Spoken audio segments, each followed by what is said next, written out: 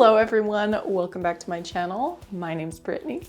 I'm so excited for today's video. I'm going to be sharing with you a big chocolate project that I worked on last week. About a month ago, I was like trying to think of something to give my grandma for her birthday.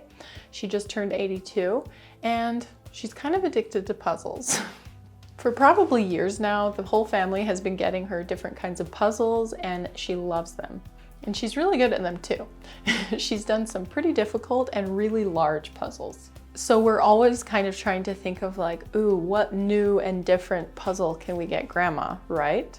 And because I'm literally constantly thinking about chocolate, an idea just popped into my head one day.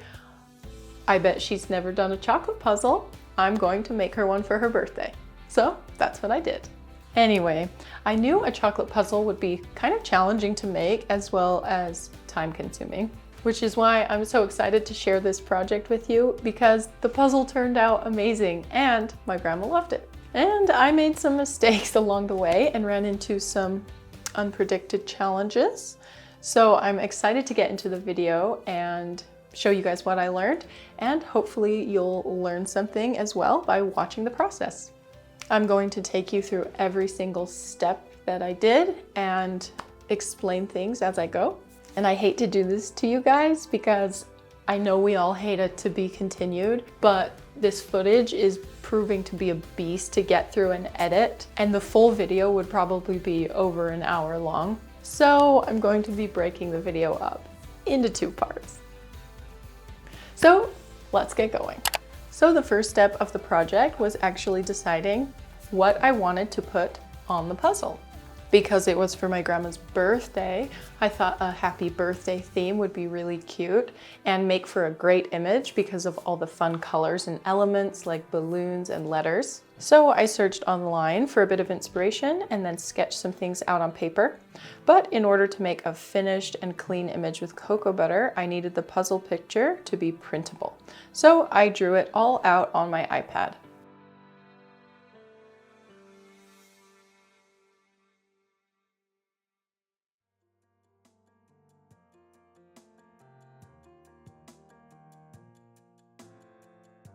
After creating the puzzle image, there's a little bit more planning to do before you can jump right into creating the chocolate puzzle. So first I had to decide how big I wanted the puzzle to be. I wanted it to be big enough to be fun to put together, but it also needed to be small enough to fit onto my acetate sheet. And if you don't know what acetate is, it's basically just like a plastic paper, and you can lay chocolate and cocoa butter onto it, and when it contracts and pulls away from it, it will be nice and shiny. It's similar to a polycarbonate mold, just flat. So anyway, I decided on a square puzzle, 6.5 inches on each side. And for me, it wasn't enough to just make the puzzle. I needed the whole presentation of the puzzle to also be in chocolate. So I also needed to figure out how to make a chocolate puzzle box for the puzzle to go in. And you know how on a puzzle box, there's like the image of the puzzle, but then there's extra like words and like descriptions. So I decided to use the image, and then I just put like a little sticker in the corner that said 36-piece chocolate puzzle. And usually the puzzle box is smaller than the puzzle, so I made the puzzle box 5 inches. So after I planned all of that, I had to print the images, and you have to print the images mirrored because they're going to be under the acetate. Everything has to be backwards so that when you peel the chocolate and cocoa butter up off the acetate, it comes out the correct direction. So along with printing my images out, I had to also print templates for each piece of the chocolate box. So that would be the box top with the 4 sides, and then the box bottom with 4 sides. So the bottom of the puzzle box had to be a little bit smaller than the top because I wanted it to actually work together where you could slide the box lid on.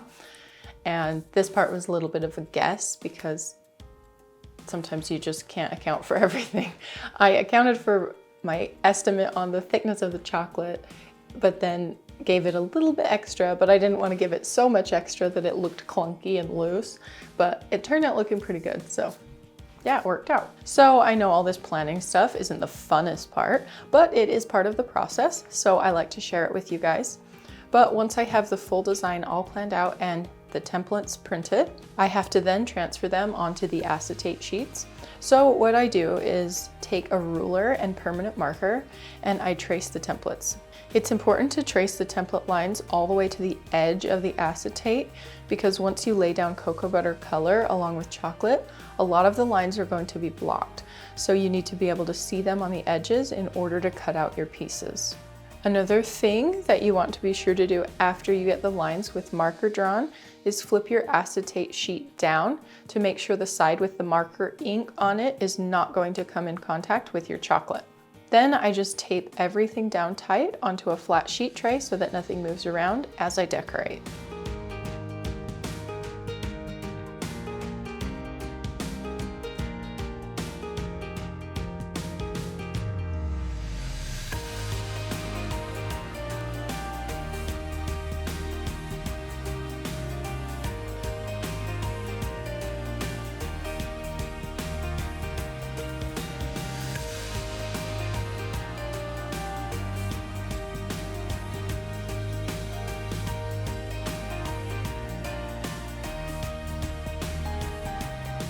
Now, the next thing that I do is prepare all of my cocoa butter colors. Rather than mix them all as I go, I like to have all the colors prepared in advance and mixed to the shade that I want before I get into the fun part, which is painting. So I just followed what I had mapped out on my image and matched all the colors the best I could. So right here, you'll see I'm just making a lighter orange using orange and white. Every single color that I used on the puzzle was made with Chef Rubber pre-colored cocoa butters.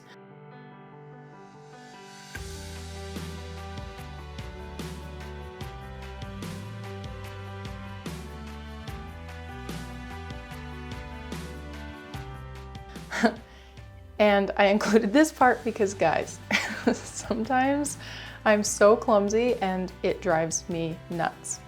But no wasting cocoa butter, so I salvaged most of it.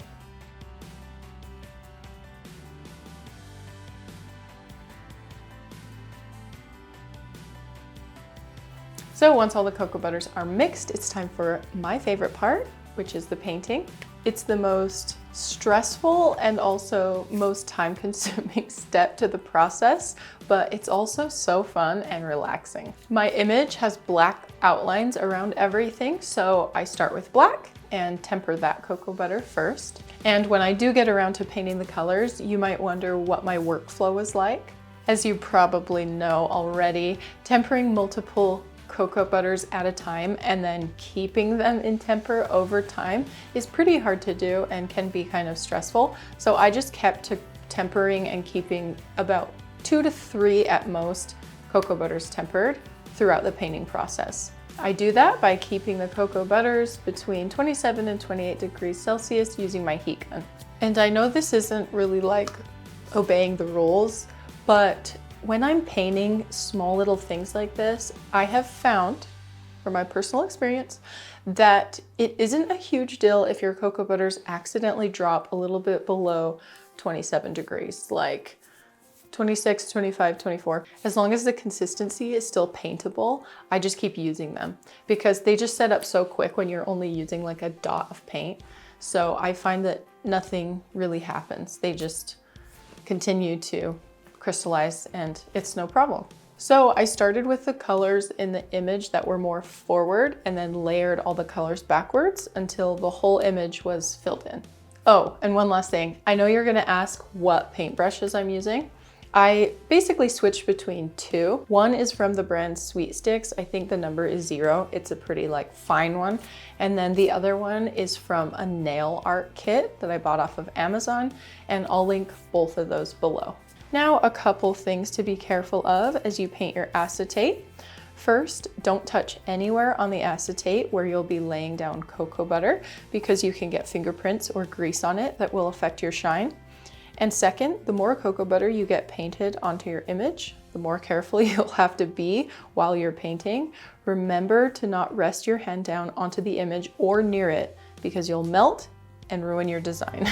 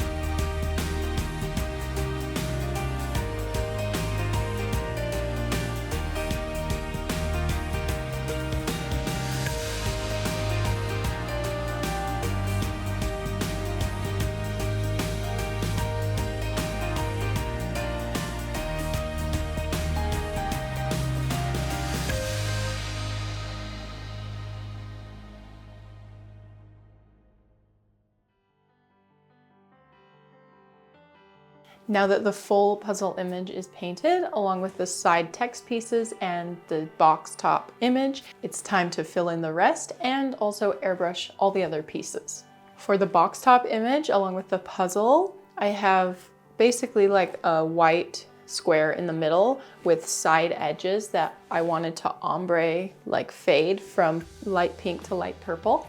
But hand painting that inner square white just didn't make sense. It would basically waste a lot of cocoa butter since it's a big area and also make the cocoa butter pretty thick.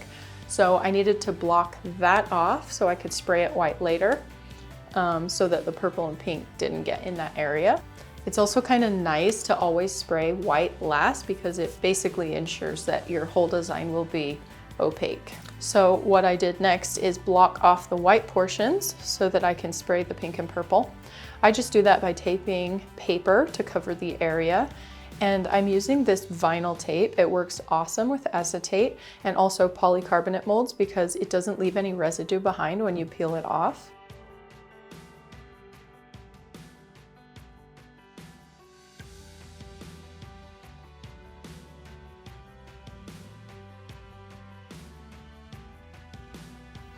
Yeah, I know what you might be thinking. Why aren't you wearing gloves for this? Yeah, I got cocoa butter all over my finger. Well, I already started spraying, so I just went with it. But see, I learned my lesson and I'm wearing gloves the rest of the time. Anyway, I'm spraying all the light pink pieces first. So on the 2 image pieces, I do a fade from top to bottom, and then my whole bottom puzzle box will be pink along with the top edge of the puzzle lid, and the 2 side pieces are pink to purple fade.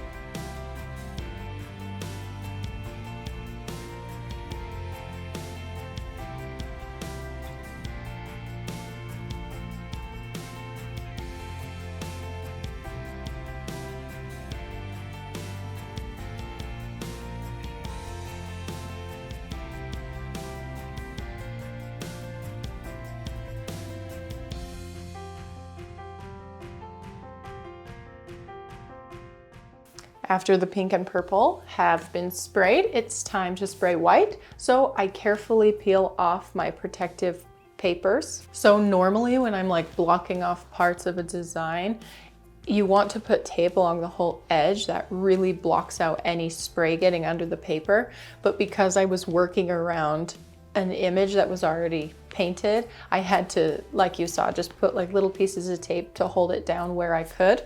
So the spraying wasn't perfectly clean and some of the pink and purple got underneath. And even though it's really not that visible, it just looks a little cloudy along the corners. Once you lay down the white, you would definitely be able to see the pink and purple. So I knew I had to clean that part off if I wanted it to look really clean.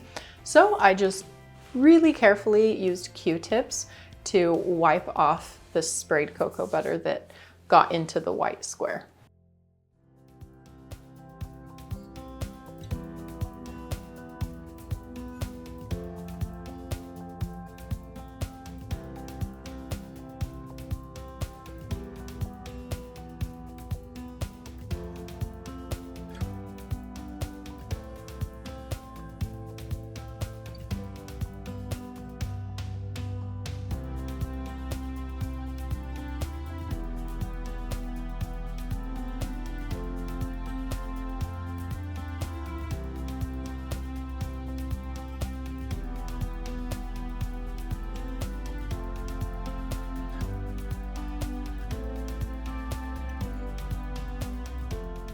And then I just sprayed all the pieces with a light backing of white cocoa butter.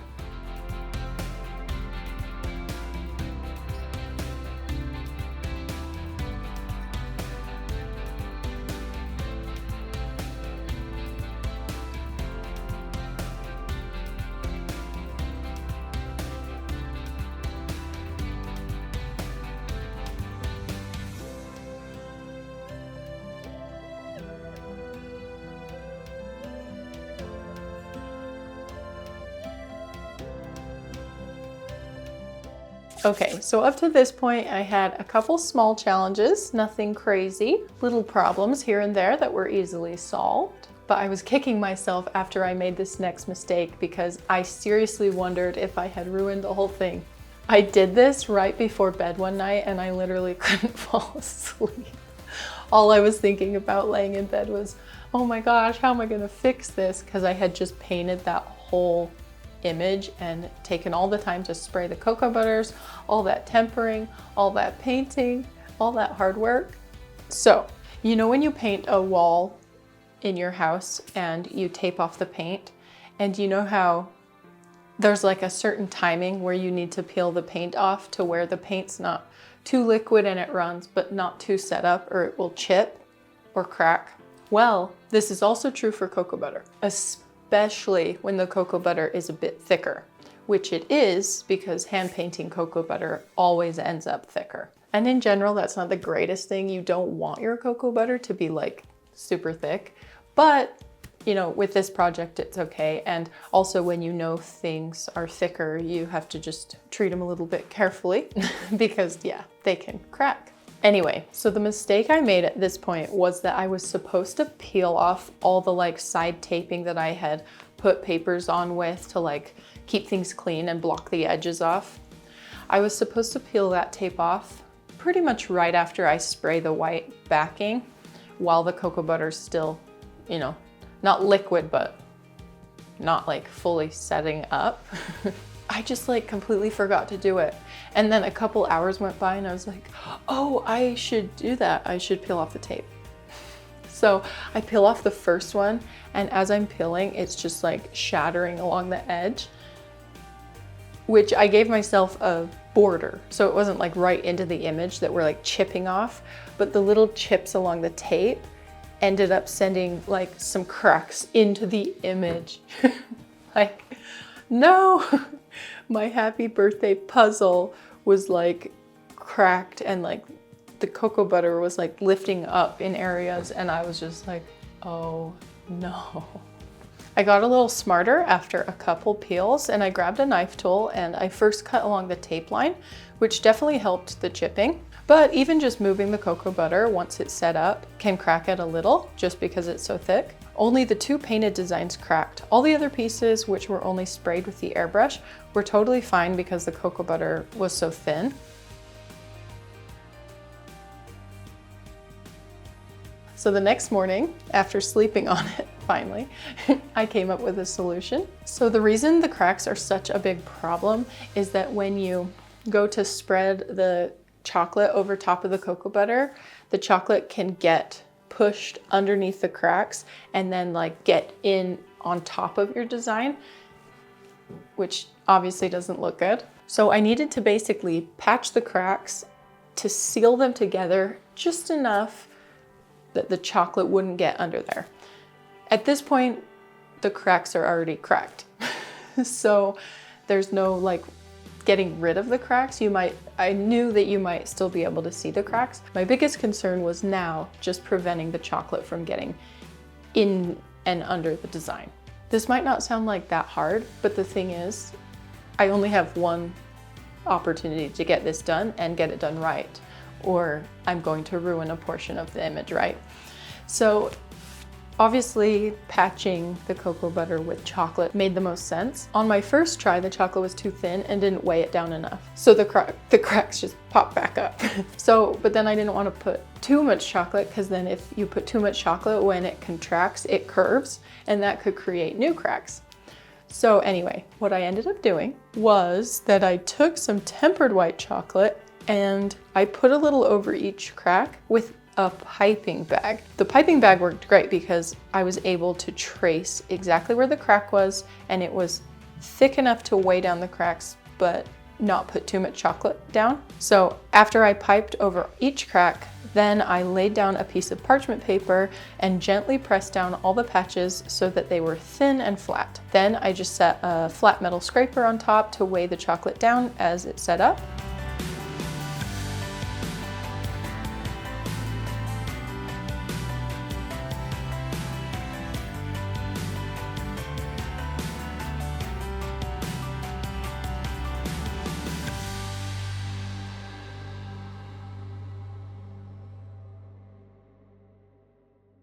And guys, I was so happy and relieved because my patches worked perfectly. The images were holding together, everything looked good, and I didn't create any new cracks. Okay, so the next step is to take some tempered white chocolate and spread it over all of the pieces. I've had a lot of practice doing this, so I just kind of have the feel for it, but my chocolate sheet thickness usually ends up being a little under 1/8 of an inch thick. So what I do is scoop some tempered chocolate using a 1/2 cup and pour it into the center of my acetate sheet. Then with a small metal offset spatula, I spread the chocolate out. You'll get a feel for the thickness because it kind of just happens as your spatula glides across the surface. You'll get used to the feeling of it. Be sure to leave some space on all 4 sides so that you can see your template marker lines. And to get the chocolate to lay down smooth, you can just lift up your sheet tray and tap the bottom.